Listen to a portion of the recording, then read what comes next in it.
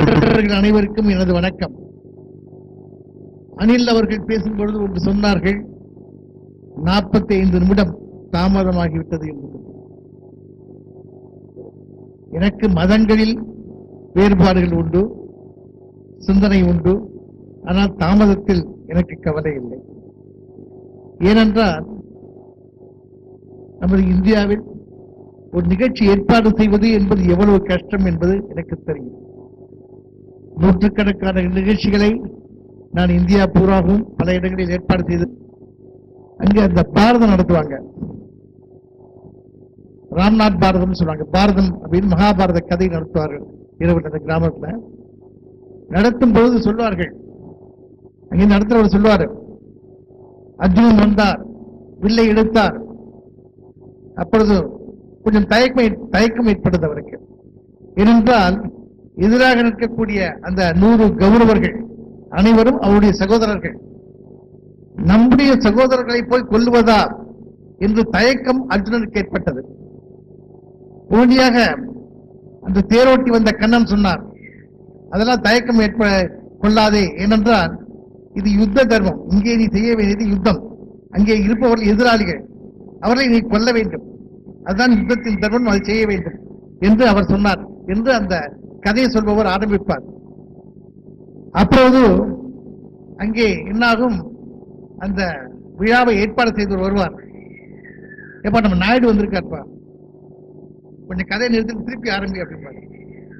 திருப்பி என்ன செய்வார், அவர் கதை சொல்பவர் ஆரம்பிப்பார். அர்ஜுனன் வில்லை எடுத்தார், அம்பை கோர்த்தார் ஆரம்பிப்பார். உடனே அவர் விழா ஏற்பாடு செய்து அங்கே வருவார். நம்ம கவுண்டர் வந்திருக்காருப்பா, திருப்பி சொல்லுப்பா அப்படிப்பார்.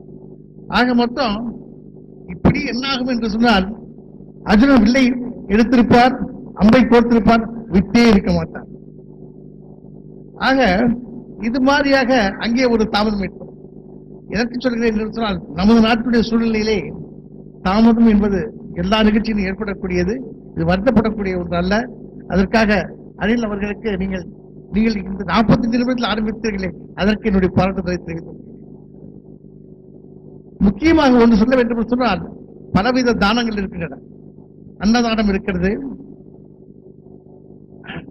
சாப்பாடு போடுவது, இரத்த தானம் இருக்கிறது, ரத்தம் கொடுப்பது, உறுப்புகள் தானம் கொடுப்பது, பொருள் தானம் கொடுப்பது என்று பல வகை தானங்கள் இருக்கின்றன. ஆனால் இந்த எல்லா தானங்களிலுமே மிகச்சிறந்த தானம் எது என்று சொன்னால்,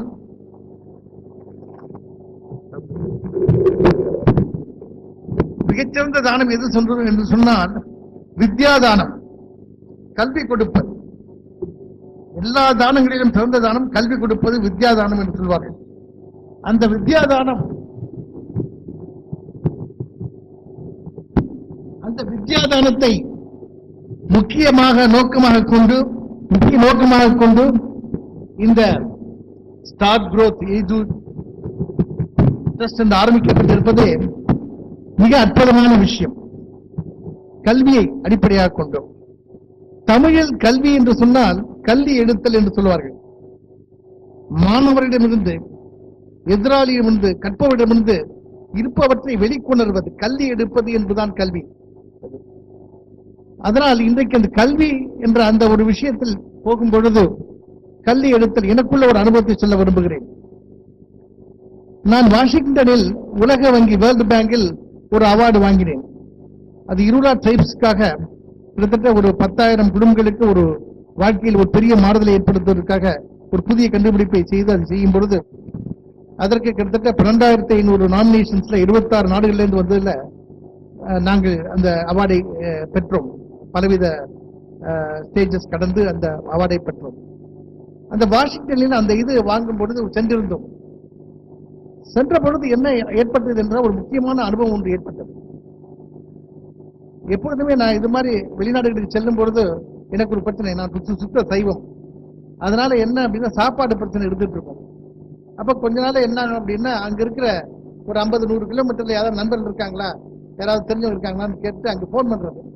என்ன போன் பண்றது அப்படின்னா, நாளைக்கு காலையில் 8 மணிக்கு நான் வர்றேன், இட்லி தோசை, சைட் டிஷ் சட்னி சாம்பார், பூரி, அது சைட் டிஷ் கிழங்கு, இது எல்லாம் செய்து ரெடி பண்ணி வச்சிரும், வந்து என்ன கூட்டிட்டு போயிருக்காருல, ஏன்னா நாங்க இருக்கக்கூடிய இடத்துல நாங்க எங்கேருந்து வர முடியாது, ஏன் உன் கார்ல வந்து கூட்டிட்டு போயிடுன்னு சொல்லிட்டு எல்லாமே நாங்க சொல்லிடுவோம். சொல்லலைன்னா என்னங்கன்னா நாளைக்கு வரலாமான்னா வர வேண்டாம், ஒரு வாரம் கழிச்சு வா, 10 நாள் கழிச்சு வா, அப்பாயின்மெண்ட் ஃபிக்ஸ் பண்ணிடுவா அப்படின்னு விட்டுருவாங்க. அது மாத்திரம் இல்ல, ஏதாவது உணவு செய்ய சொல்லணும்னா என்னத்தையா செஞ்சு வைப்பாங்க, இல்ல ஃப்ரிட்ஜில் இருக்கக்கூடிய அமெரிக்க உணவு எதையாவது அதையும் சேர்த்து எடுத்து கொடுத்துருவாங்க, அவ்வளவுதான். அதனால என்ன பண்றது அப்படின்னா, உணவையும் சொல்லி மெனுவை சொல்லி சைட் டிஷ்ஷையும் சொல்லி நாங்க வர்றோம் அப்படின்னு கண்டிப்பா வச்சு போனை வச்சிடுறது, அதுக்கு மேல பேசுறது இல்லை. இப்படி ஒருத்தர் நான் போன் பண்ணி சொன்ன போது, அப்ப அவர் வந்தார் எங்களை கூட்டிட்டு போறது. அவர் கூட ஒரு 9 வயசு பையனும் வந்தான், 9 வயசு பையனும் வந்தான். வந்த போது பின்னாடி நானும் அந்த பையனை உட்கார்ந்து, அவர் முன்னாடி வண்டி ஓட்டு போறாரு, ஹோட்டல்ல வந்து கூட்டிட்டு போறாரு. போகும்போது அந்த பையன் என்கிட்ட கேட்டான், why did you come to USA அப்படின்னு கேட்டான். அப்ப நான் சொன்னேன், I came here to get an award. What was that award அப்படின்னா, இந்த மாதிரி இந்த அவார்டு எதுக்காக வாங்கியிருக்கேன் அப்படின்னு சொல்லி சொன்னேன். அந்த அவார்டு என்ன இருக்கு ஏது இருக்குன்னு அந்த 1.5 மணி நேரம் டிராவல்ல ஏகப்பட்ட கொஸ்டின்ஸ் கேட்டான், எதுக்காக அந்த அவார்டு. இன்ஃபேக்ட் அந்த வேர்ல்ட் பேங்க்ல அவார்டு கொடுத்தவங்களே என்ன அவ்வளவு கேட்டது இல்லை, அந்த அளவுக்கு கொஸ்டின் கேட்டதில்ல. அவன் அந்த அளவுக்கு 1.5 மணி நேரம் கேள்வி கணைகளால் விளைத்து எடுத்து எனக்கு வந்து அதை பத்தி முழுவதுமாக அறிஞ்சு கொண்டான். பிறகு வீட்டுல போயிட்டு அவன் அம்மாட்டையும் சொன்னான், இந்த மாதிரி ஒரு அவார்டு வாங்கி வந்திருக்காரு, இது மாதிரி இதுக்கு அவார்டு வாங்கியிருக்காரு அப்படின்னு சொன்னாங்க. எனக்கு இவன் ஏன் இப்படி இருக்கான், அதாவது நம்ம நாட்டில் இருக்கக்கூடிய பிள்ளைங்கள் இருக்கார்கள், பெரியவங்க இருக்காங்க. இன்ஃபேக்ட் எனக்கு அவார்டு வாங்கி வந்த பிறகு இன்புல் எல்லாம் போட்டாங்க. போட்ட போது என்ன இந்த அளவுக்கு விசாரிச்சது இல்லை, அவார்டு கங்க்ராச்சுலேஷன் சொல்லிட்டு போயிட்டாங்க, அவ்வளவுதான். மற்றபடி ரொம்ப விசாரிச்சது இல்லை. ஆனா இந்த பையன் இவ்வளவு நுணுக்கமாக ஒவ்வொன்றையும் கேட்டு தெரிந்து கொள்கிறானே, இதுல என்ன ஒரு விஷயம் அப்படின்னு சொல்லிட்டு அடுத்த நாள் அவன் ஸ்கூலுக்கு போனேன். அவனுடைய பள்ளிக்கூடத்துக்கு போய் அவனுடைய கிளாஸ்ல போய் கவனிச்ச போது ஒரு விஷயம் நடந்தது. இன்ஃபேக்ட் அது மாதிரியாக நம்ம பள்ளிக்கூடங்கள்லாம் இருந்தா கூட நல்லா இருக்கும். அதை என்ன பண்ணியிருந்தாங்க அப்படின்னா, அங்க இந்த நம்ம டைப் ஆஃப் புக்கிஷ் எஜுகேஷனும் இருக்கு, புக்கு வச்சு படிக்கக்கூடிய விஷயங்கள் இருக்கு, புக் இல்லாம படிக்கக்கூடிய விஷயங்களும் அங்க இருக்கு. நம்ம அடிக்கடி நான் தான் சொல்றது உண்டு, சிலபஸ்ன்னு வச்சு நம்ம வாழ்க்கையில பல பஸ்ஸை நம்ம தொலைச்சிட்டோம். சிலபஸ் வச்சு நம்ம வாழ்க்கையில பல பஸ்ஸை தொலைச்சிட்டோம் அப்படின்னு சொல்லுவோம். ஆக அங்க போய் அந்த ஸ்கூல்ல கவனிக்கும் போதுதான் ஒரு விஷயம் தெரிஞ்சது. அப்ப வந்து அந்த புஷ் தான் பிரசிடென்ட் ஆஃப் அமெரிக்காவா இருந்தார் அவரு. அப்ப அவங்க ஒரு தலைப்பை கொடுக்குறாங்க அந்த 20 மாணவர்களுக்கு. என்ன கொடுக்குறாங்க அப்படின்னா, புஷ் வந்து செலக்ட் பண்ணப்பட்டது, பிரசிடென்ட் ஆஃப் அமெரிக்காவை செலக்ட் பண்ணப்பட்டது சரியா இல்லையா அப்படின்னு ஒரு தலைப்பை கொடுக்குறாங்க. கொடுத்துட்டு என்ன செய்யறாங்க அப்படின்னா, ஒரு புக் லிஸ்ட் கொடுக்குறாங்க. இந்த புக்ஸ் எல்லாம் நீ ரெஃபர் பண்ணினா, லைப்ரரியில போய் ரெஃபர் பண்ணினா உனக்கு இன்ஃபர்மேஷன் யூ கேன் கேதர் அப்படின்னு சொல்லி கொடுக்குறாங்க. அதுபடி வெப்சைட் ஒரு லிஸ்ட் கொடுக்குறாங்க. இந்த வெப்சைட் எல்லாம் போய் பார்த்தீங்கன்னா உனக்கு you can get information about it அப்படின்னு சொல்லி கொடுக்குறாங்க. அப்புறம் யாரெல்லாம் இன்டர்வியூ பண்ண முடியும், ஈவன் புஷ்ஷை கூட அங்கே இன்டர்வியூ பண்ணலாம். ஏன்னா அந்த நாட்டை பொறுத்த வரைக்கும் உங்களுக்கு புஷ்ஷை கூட அப்பாயின்மெண்ட் ஃபிக்ஸ் பண்ணிட்டு போய் பார்க்கலாம். அதனால வந்து யாரெல்லாம் நீ இன்டர்வியூ பண்ணினா புஷ்ஷை பத்தி தெரிஞ்சுக்க முடியும் அப்படின்னு அந்த ஒரு லிஸ்டையும் கொடுக்குறாங்க. இது மாதிரி எல்லா லிஸ்டும் எங்கெங்கெல்லாம் அவன் அதுக்குள்ள மேட்ரை கேதர் பண்ண முடியுமோ அந்த லிஸ்ட்லாம் கொடுக்குறாங்க. இதை வச்சுட்டு அந்த 20 பேர் என்ன பண்றாங்க அப்படின்னா, 1 மாசம் டைம் கொடுக்குறாங்க. 1 மாச டயத்துல இதெல்லாம் கேதர் பண்ணி ஒரு எஸ்ஸே எழுதுறான். அதுக்கு நோ ரெஸ்ட்ரிக்ஷன், இத்தனை பேஜ், அதெல்லாம் ரெஸ்ட்ரிக்ஷன் எல்லாம் கிடையாது, அவன் எத்தனை பேஜ் வேணாலும் எழுதுறான். எழுதிட்டு வந்து என்ன செய்யலாம் அப்படின்னா, அங்கதான் வித்தியாசம். எழுதிட்டு வந்த பிறகு டீச்சர் அதை பார்க்கறது இல்லை, டீச்சர் பார்க்கறது இல்லை, அவனே இவாலுவேட் பண்ணான். இவாலுவேட் பண்ணி அதுக்கு மார்க், அதுக்கப்புறம் என்ன இருந்தோம் அப்படின்னா, மார்க் போட்டதுக்கு 170 போடுவான், 60 போடுவான், 80 கூட போடலாம். போட்ட பிறகு அந்த ஆசிரியர் என்ன செய்யறாங்க, மிச்சம் 19 பேர் இருக்காங்க இல்லையா, அவனை தவிர இல்ல 19 பேர் இருக்காங்க இல்லையா, அவங்களுடைய இதெல்லாம் நீ வாங்கி படிங்கிறார். அப்ப மிச்சம் 19 பேர் எழுதுன அந்த கட்டுரை இருக்கு இல்லையா, அதை வாங்கி அவன் படிக்கிறான். படித்த பிறகு இப்ப ஆசிரியர் சொல்றாரு, எப்ப நீ ரீஎவாலுவேட் பண்ணு அப்படின்னா, நீ ரீஎவாலுவேட் பண்ணு அப்படிங்கிறார். திரும்பவும் நீ உன்னுடைய மதிப்பீடு பண்ண உனக்கு உன்னுடைய கட்டுரை அப்படிங்கிறார். இப்ப படிச்சுட்டு வந்த படம் என்ன செய்யறான் அப்படின்னா, அந்த பையன் எழுதுல மேட்டர் வந்து பெட்டரா இருக்கு, நான் எழுதுற மேட்டர் பத்தாது. அவன் இங்கிலீஷ் நல்லா, அவன் இதுல அந்த பிரசன்டேஷன் நல்லா இருக்கு, அவன் இதுல வந்து அந்த ஒரு சில விஷயங்களை வந்து நுணுக்கமா கொடுத்துருக்கான் அப்படின்னு சொல்லிட்டு அவன் ஆய்வு செய்து என்ன செய்யறான் அப்படின்னா, தன்னுடைய மார்க்கை அநேகமா எல்லாருமே தங்களுடைய மார்க்கை குறைச்சிக்கிறாங்க. 60 போட்டு 40 மாத்துக்கிறாங்க. ஆக என்ன, டீச்சர் கடைசி வரைக்கும் அதை பார்க்கறதே இல்லை. அவ்வளவுதான். இதெல்லாம் பார்த்து எல்லாம் முடிச்சுட்டு இல்ல, நீ திருப்பி ஒண்ணு வேணா எழுதி வச்சுக்கோ அப்படின்னு சொல்றாங்க. சப்போஸ் இதெல்லாம் பார்த்து எல்லாத்தையும் முடிவை, நீ எழுதுறத முடிவை, மற்றவங்க எழுதுற படிச்சு அதெல்லாம் இப்ப நீயா எழுது, யோசனை பண்ணி எழுது, நீ எழுதி நீ அதை வச்சுக்கோ அப்படிங்கிறது. இப்ப இதுல என்ன ஒரு விஷயம் அப்படின்னா, அந்த திங்கிங் தாட் ப்ராசஸ் இருக்கு பாருங்க, அதுதான் அந்த அங்க உள்ள கல்வியில உள்ள ஒரு அற்புதமான விஷயம். அந்த தாட் ப்ராசஸை கிண்டில் பண்ணிக்கிட்டே இருக்காங்க. அவனே யோசிக்கிறான், அவனே செயல்படுத்துறான். ஆனா நம்ம என்ன பண்றோம் அப்படின்னா, எல்கேஜில வந்து ஆரம்பிக்கிறோம், குச்சியை வச்சு டீச்சர் ஆரம்பிக்கிறாங்க. ஏ ஃபார் ஆப்பிள் சொல்லும், பி ஃபார் பால் சொல்லும். எங்க நான் ஏ ஃபார் ஆண்ட் சொல்லக்கூடாதா? நோ, ஏ ஃபார் ஆப்பிள் சொல்லும் அப்படின்னு நம்ம குச்சியை வச்சு ஆரம்பிக்கிறது. நம்ம எம்ஏ பிஇ எது படிச்சா சரி, கடைசி வரைக்கும் அந்த புக்ல உள்ளதை சொல்றதா வேதம், நான் சொல்றதா வேதம் அப்படிங்கிற மாதிரியாக ஒரு ஒரு அப்படியே பாஸ் ஆன் பண்றதுனால இன்னைக்கு குழந்தைகளை வந்து அதை திங்க் பண்ண வச்சு, அவங்கள வந்து ஒரு அனலைஸ் பண்ண வச்சு ஒரு முடிவுக்கு, அதாவது ஒரு கல்வியுடைய பயன் சொல்லும்போது இந்தியாவுடைய உபநிஷத்துல அழகா 2 விஷயம் சொல்லியிருக்காங்க. வாட் இஸ் எஜுகேஷன் 2 விஷயம் சொல்லியிருக்காங்க. Education should prepare you for life. Education should build your character. உங்களை வாழ்க்கைக்கு தயார் செய்ய வேண்டும். 2வது உங்களுடைய குணத்தை அதை உருவாக்க வேண்டும். இது 2 தான். ஆனா இது 2 இந்த காலகட்டத்தில் இன்னைக்கு கல்வியில உருவாக்குதா அப்படிங்கிறது ஒரு பெரிய கொஸ்டின். ஏன் அப்படின்னா, இன்னைக்கு கல்வி முறை அப்படிங்கிறது உருவாக்கப்பட்டதே கிட்டத்தட்ட 300 வருஷத்துக்கு முன்னாடி மெக்காலே அப்படிங்கிறவர் உருவாக்கி விட்ட கல்வி தான் நம்ம இருக்கோம். அவர் உருவாக்கி விடும் போதே என்ன சொன்னார்னா, ஆக்சுவலா அப்ப பிரிட்டிஷ் கவர்மெண்ட் இங்க இருந்த பொழுது நிர்வாக செலவு ஜாஸ்தியாயிடுச்சு. இந்தியாவில் இருக்கக்கூடிய பிரிட்டிஷ் அரசாங்கத்துக்கு நிர்வாக செலவு ஜாஸ்தியா போச்சு. அதை எப்படி குறைக்கிறதுங்கிறதுக்காக மெக்காலேன்னு சொல்லிட்டு லண்டன்ல இருந்து ஒரு பெரிய ஒரு ஆடிட்டர் ஒருத்தர் அனுப்பிச்சார்.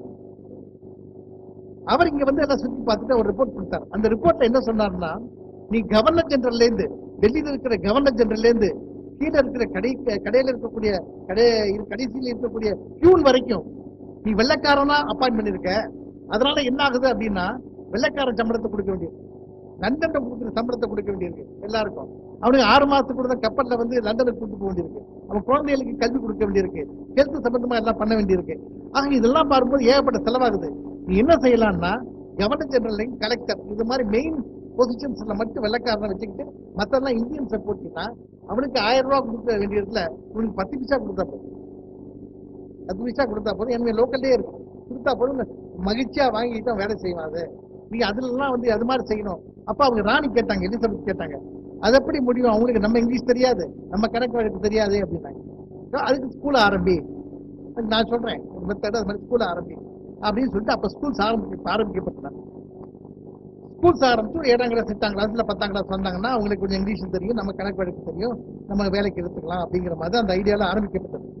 அப்ப லார்ட் மெக்காலே வந்து ஒரு வாசகங்களை சொன்னான், ரொம்ப ஃப்ரீயாவே அவன் சொன்னான். என்ன சொன்னான் அப்படின்னா, இந்த கல்வியை நான் இன்ட்ரோடியூஸ் பண்ண எதுக்காக அப்படின்னா, இந்தியர்களை மேதாவிகளா ஆக்கிறதுக்காக இல்ல. I want some servants for my government and for my companies. Why? I want some slaves. I want some slaves for my government and for my companies. அதுக்காக தான் இது ஆரம்பிச்சிருக்கேன் அப்படின்னு சொல்லி சொன்னாங்க. இன்னைக்கு என்ன ஆயிருக்குன்னா, சுதந்திரத்துக்கு அப்புறம் இன்னைக்கு வரைக்கும் அந்த கல்வி முறையை மாத்தல. சுதந்திரத்துக்கு முன்னாடி பிரிட்டிஷ் கவர்மெண்ட்டுக்கும் பிரிட்டிஷ் கம்பெனிஸுக்கும் சர்வன்ஸை உற்பத்தி பண்ணி கொடுக்கக்கூடிய கல்வியா இருந்தது. இன்னைக்கு இந்தியன் கவர்மெண்ட்டுக்கும் இந்தியன் கம்பெனிஸுக்கும் சர்வன்ஸை உற்பத்தி பண்ணி கொடுக்கும். அதான் நடந்துருக்கு. அதை பாசஸ் மாறி இருக்காங்களே தவிர முறை மாறல. இது எனக்கு ஏற்பட்ட ஒரு அனுபவத்தை சொல்றேன். நான் வந்து திருத்தணி பக்கத்துல கிட்டத்தட்ட 150 கிராமங்களில் ஒர்க் பண்ணிட்டு இருக்கேன். பலவேறு இது வளர்ச்சி திட்டங்கள்ல. இப்ப அதுல இருக்கும்போது ஒரு தடவை என்ன பண்ணுது, ஒரு செமினார் ஒன்று நடத்துறேன், 4 நாள் seminar, self employment schemes for educated youth in rural ஏரியாஸ்ன்னு சொல்லி ஒன்று போட்டு நடத்துறேன் 4 நாள். அதுல வந்து கிராமத்துல இருந்து படிச்ச இளைஞர்கள், அதாவது பிஏ, பிஎஸ்சி, எம்ஏ, எம்எஸ்சி, இது மாதிரி பிஜி படிச்ச எல்லாரையும் வச்சு ஒரு 40 பேரை வச்சு நடத்தினேன். 4 நாள் முடிவில் அந்த ஒரு சில பேர்கிட்ட கேட்டேன், யாராவது வந்து செல்ஃப் எம்ப்ளாய்மெண்ட் போறீங்களா, இது பண்றீங்களா, அது நம்ம ஹெல்ப் பண்ணலாம், இது பண்ணலாம், இந்த மாதிரியாக நான் வந்து யாராவது முன்னுக்கு வர்றாங்கன்னு சொல்லிட்டு கேட்ட பொழுது ஒன்லி தான் வந்தாங்க. ஒரு சில பேர் தான் முன்னுக்கு வந்தாங்க.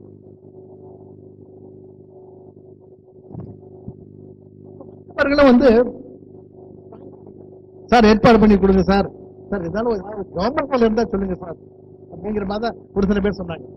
அதனால நிறைய பேர் முன்னுக்கு வரல.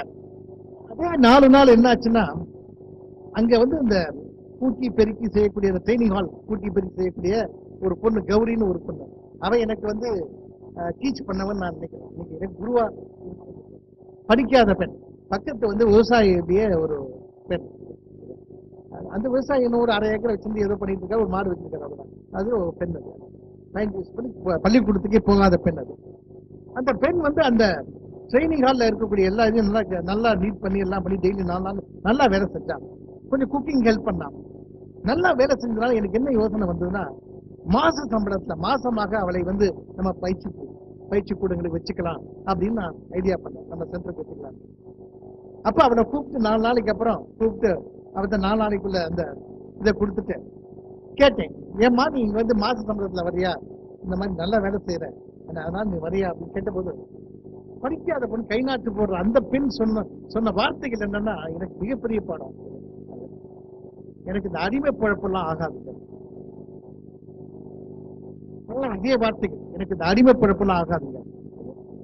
எப்பப்ப வேலை இருக்க சொல்லுங்க, அப்ப ஃப்ரீயா இருந்தா நான் வந்து செய்யறேன், அதுக்குள்ளது கொடுங்க போதும். நான் மாச சம்பளத்துல இருக்க முடியாது.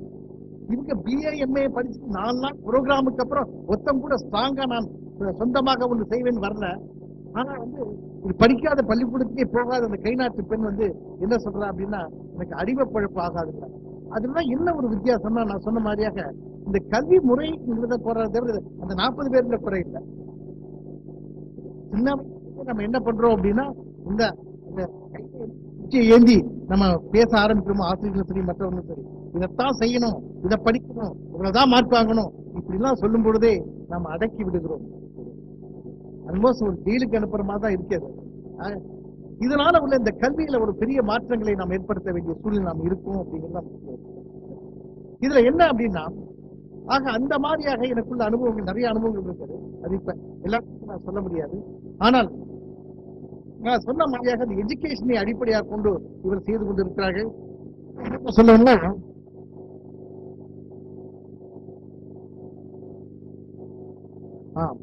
இதில் இந்த 5 பேர்கள் இப்பொழுது ட்ரஸ்டிகளா இருக்கீங்களா? 5 பேர் இருக்காங்க. 5 பேரும் 5 பேர் இருக்குது. இதில் 5 பேர்கள் ஹலோ ஹலோ ஹலோ என்று சொல்லும்போது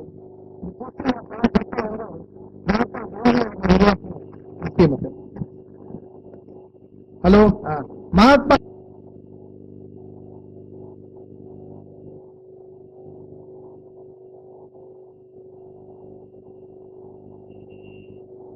தேவை ஒன்று இருக்கின்றது, ஆசையும் இருக்கிறது. தேவைகளுக்கு மேல் எனக்கு இன்னைக்கு 100 ரூபாய் தான் தேவை அப்படிங்கிற 101 ரூபாய் வச்சிருந்தேன்னா, அந்த 1 ரூபாயை வந்து ஒன்று ட்ரஸ்ட் வைத்து ஆண்டவன் எக்ஸ்ட்ராவாக ஏன் கொடுத்திருக்கிறான் என்று சொன்னால், நீதான் அந்த 1 ரூபாயை மற்ற கஷ்டப்படுபவர்களுக்கு, இல்லாதவர்களுக்கு செலவழிக்க தகுதியானவன் என்று அந்த 1 ரூபாயை உனக்கு கொடுத்திருக்கிறார். ட்ரஸ்ட் வைத்து உன் தேவைக்கு மீறி அந்த பணத்தையோ பொருளையோ நீ மற்றவருக்காக செய்யக்கூடியவன் என்ற நம்பிக்கையின் அடிப்படையில், ட்ரஸ்டின் அடிப்படையில் தான் உனக்கு கொடுக்கப்பட்டிருக்கிறது.